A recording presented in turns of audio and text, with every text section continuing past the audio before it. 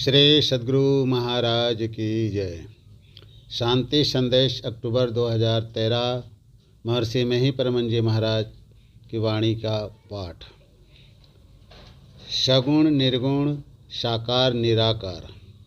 संसार में जितने प्राणी हैं सबसे विशेष मनुष्य हैं। परमार्थ साधन, देव पूजन, मोक्ष का साधन इसी शरीर से होते हैं और यह है भी इसी शरीर के लिए।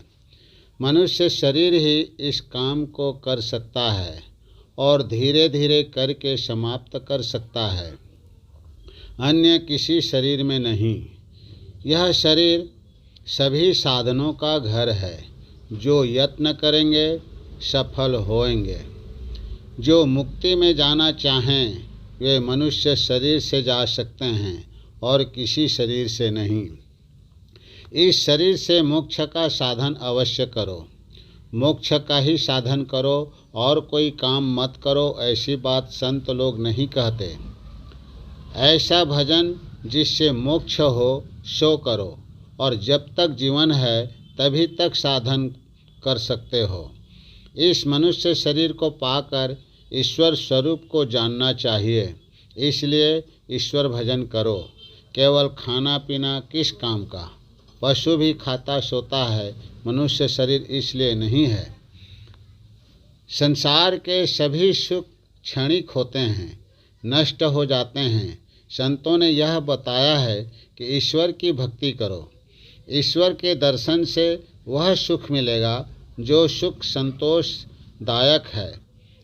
कोई तृष्णा बाकी नहीं रह जाती है। भक्ति करते करते जब ईश्वर दर्शन हो जाता है तब ईश्वर दर्शन का परम स्वाद मिलता है। उसमें तृप्ति होती है, शांति होती है। संसार के सुखों में शांति नहीं है। जैसे मुसाफिर को मालूम नहीं हो कि क्या लेना है, कहाँ जाना है, तो वह हैरान ही हैरान होता रहेगा। उसी तरह ईश्वर स्वरूप के बिना भक्त भटकता रहता है। इसलिए ईश्वर स्वरूप का ज्ञान अवश्य होना चाहिए। जहाँ ईश्वर का दर्शन होगा वहाँ पहुँचना है। क्या लेना है? ईश्वर दर्शन। क्या स्वाद मिलेगा? परम स्वाद मिलेगा। कोई इच्छा नहीं रहेगी, कोई तृष्णा नहीं रहेगी, कोई विकार नहीं रहेगा। निर्विकार होकर ईश्वर से मिलकर एकमेव हो जाता है। नाशवान हमारा और आपका यह शरीर ही नहीं है, बल्कि संसार के जितने दृश्यमान हैं सभी नाशवान हैं। यह माया का रूप है, कुछ काल तक है, फिर खत्म हो जाएगा। अपना स्वरूप क्या है? अर्थात अपने तई का रूप है आत्मा, जीवात्मा, चेतन आत्मा। इन तीनों में कुछ कहो एक ही बात है। आत्मा को ही स्वरूप कहते हैं। ईश्वर को लोग सगुण भी कहते हैं और निर्गुण भी।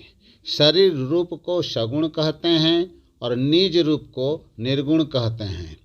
दृश्यमान रंग रूप को सगुण कहते हैं और जो शरीर में है वह निर्गुण है।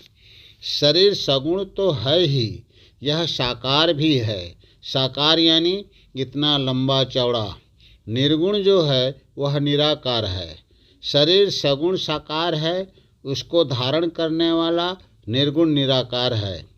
ईश्वर दर्शन पूरा पूरा तब होता है जब पहले सगुण साकार के माया रूप का दर्शन होता है और पीछे निर्गुण निराकार का दर्शन होता है। सगुण साकार का भी दर्शन हो और निर्गुण निराकार का भी। जहाँ पहुँचने पर ऐसा दर्शन हो वहाँ जाना है और लेना क्या है? पहले सगुण साकार का दर्शन, फिर निर्गुण निराकार का दर्शन। ईश्वर का यह दर्शन असली दर्शन है।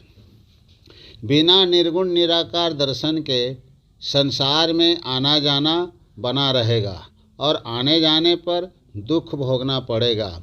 इसी को समझाने के लिए हम लोग का सत्संग होता है।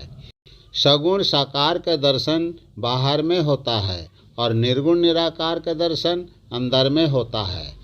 सगुण साकार का दर्शन इंद्रियों के ज्ञान में रहते हुए होता है। निर्गुण निराकार का दर्शन इंद्रियों के ज्ञान में नहीं होता है। सगुण साकार का जो दर्शन इंद्रियों से होता है, वह इंद्रियों के द्वारा दर्शन माया है, माया है, माया है। मन बुद्धि वाला दर्शन माया दर्शन है। माया से कुछ लाभ कर सकते हो, लेकिन तृप्त नहीं हो सकते। इसके लिए मनु, शत्रुपा, कश्यप, अदिति और दशरथ, कौशल्या के इतिहास को पढ़कर जानें। मैं जो कहता हूँ सत्य सत्य कहता हूँ। जो निर्गुण को केवल बात ही बात कहते हैं, वे निर्गुण स्वरूप जानते नहीं हैं। यदि वे बौद्धिक रूप से जानते भी हैं तो लोगों को धोखा देते हैं। ईश्वर की प्रत्यक्षता केवल जीवात्मा को होती है। यह ध्रुव है कि चेतन आत्मा को निजी ज्ञान में जो ग्रहण हो, वही मायातीत, परम पुरातन, परम सनातन, असीम, अनंत, सर्वव्यापक और सर्वव्यापकता के भी परे परमात्मा ईश्वर हैं। जो अपने अंदर सारा ब्रह्मांड देखता है, वही हरिपद का परम सुख पाता है। ब्रह्मांड में पिंड है, यह सभी कोई जानते हैं, किंतु पिंड में ब्रह्मांड नहीं जानते। जिनकी बुद्धि मोटी मोटी भक्ति में चक्कर काटती है, उनको उपर्युक्त बातें समझाने की आवश्यकता नहीं जान पड़ती।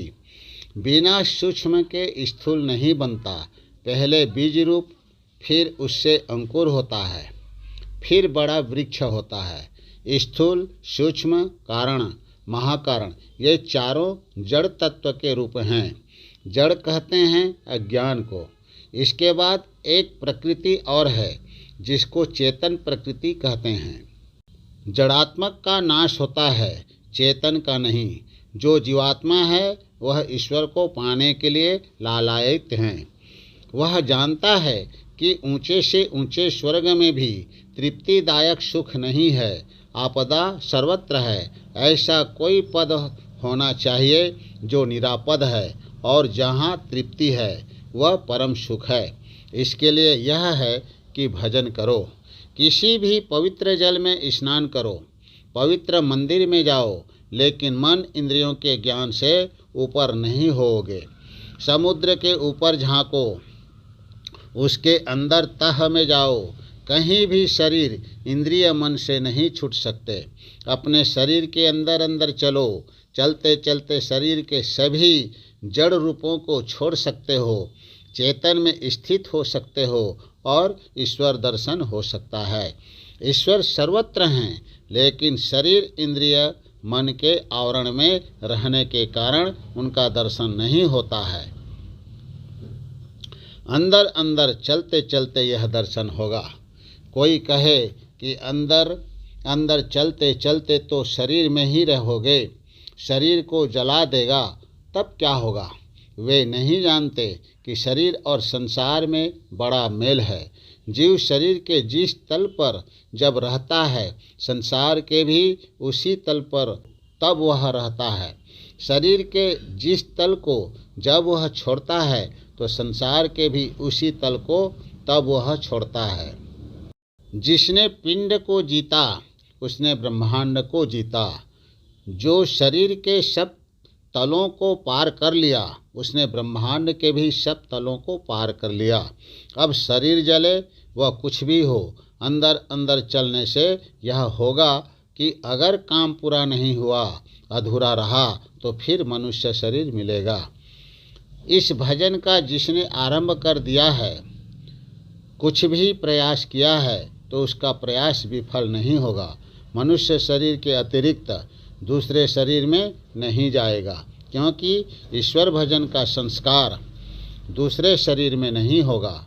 दूसरे और तीसरे कई जन्मों में काम पूरा होगा, सब शरीरों से छूट जाएगा, ईश्वर का दर्शन होगा, तब सब दुखों से छूट जाएगा।